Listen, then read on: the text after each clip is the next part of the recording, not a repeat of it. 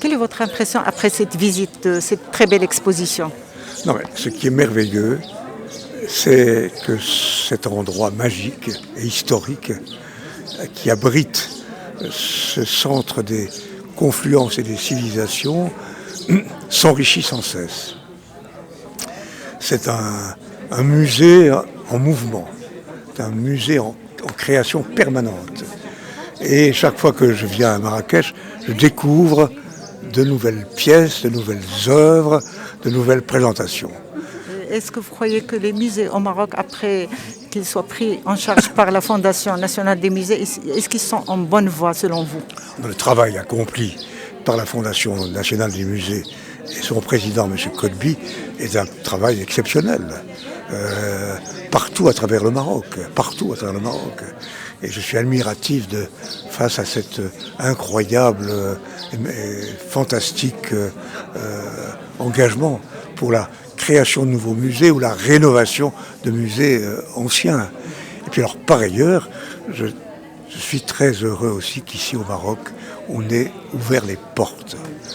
En France, pour des raisons que je ne comprends pas, les musées sont fermés. L'Institut du monde arabe que je préside n'a pas le droit d'ouvrir pour l'instant ses portes à l'exposition que nous avons préparée sur les divas du monde arabe. Mais ça va venir, j'espère.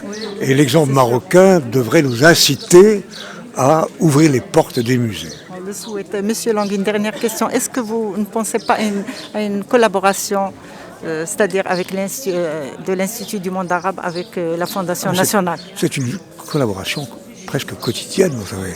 On se téléphone en permanence avec M. Codby, on échange des idées, des œuvres.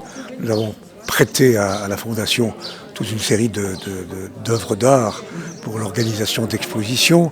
Puis nous coproduisions des événements. Par exemple, nous préparons un très grand événement pour l'automne prochain sur l'histoire plurimillénaire des Juifs en Orient.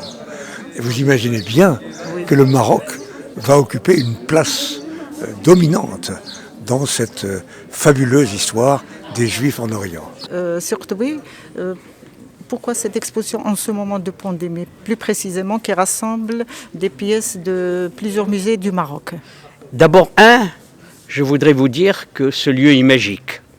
Ce lieu est rempli d'histoire. Et ce lieu est aujourd'hui un lieu où les gens viennent du monde entier ici à Dar el-Bacha pour voir ce musée.